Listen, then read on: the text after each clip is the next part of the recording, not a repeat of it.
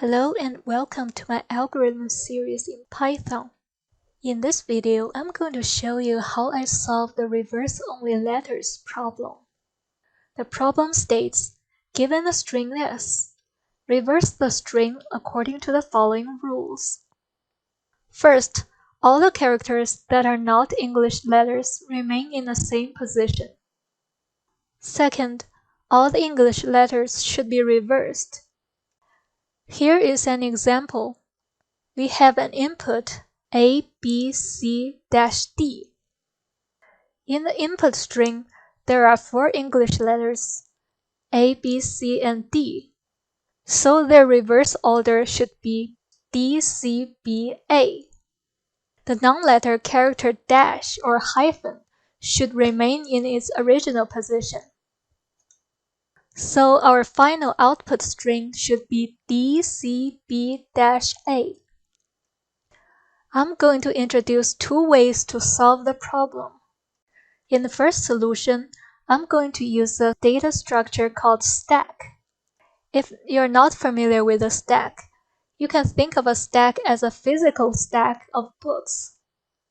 The first book you put in the stack is at the bottom, so you won't be able to get to it until you remove all the books on top of it. Because of this first in last out behavior, you can perform reverse order operations easily. To implement a stack using Python, we can use the built-in data structure of a list. When you add an element to the stack, you use the list.append method. When you remove the top element from the stack, you can use the list.pop method.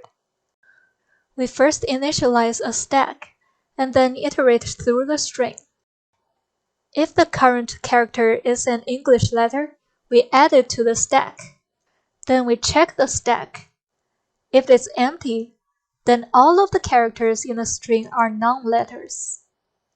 Therefore, we don't need to do anything. We can just return the original string. If the stack is not empty, then we can use a for loop to construct the reversed string. We start with an empty string. For each character in the original string, we first check if the character is an English letter. If it is, we pop out the top element of the stack and concatenate it with our result string. If the character is not a letter, we just concatenate the character with our result string. When the for loop is complete, we can return the result. Because we iterate over every character of the string, the time complexity is O of n, where n is the length of the string. The size of the stack we store in memory could be the length of the entire string, so the space complexity is also O of n. Next, I'm going to show you a different approach to solve the problem. We could use 2 pointers pointing at different positions of the string and check whether they are letters.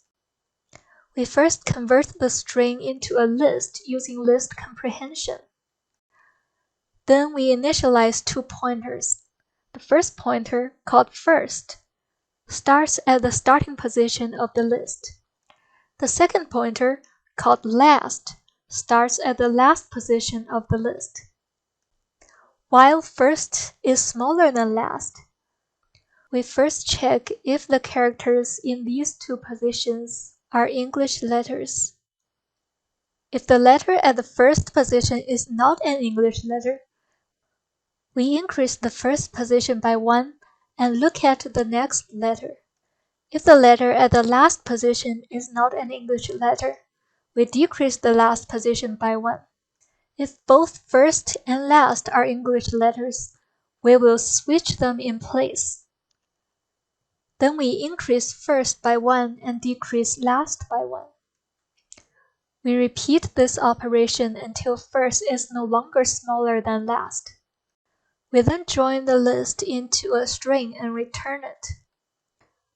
Similar to the first approach, we also check every character of the string and store a list of the same size as the string. The time complexity and the space complexity are both O of n. I hope you learned something new. If you have another solution and would like to share, please leave a comment. Thanks for watching and see you next time.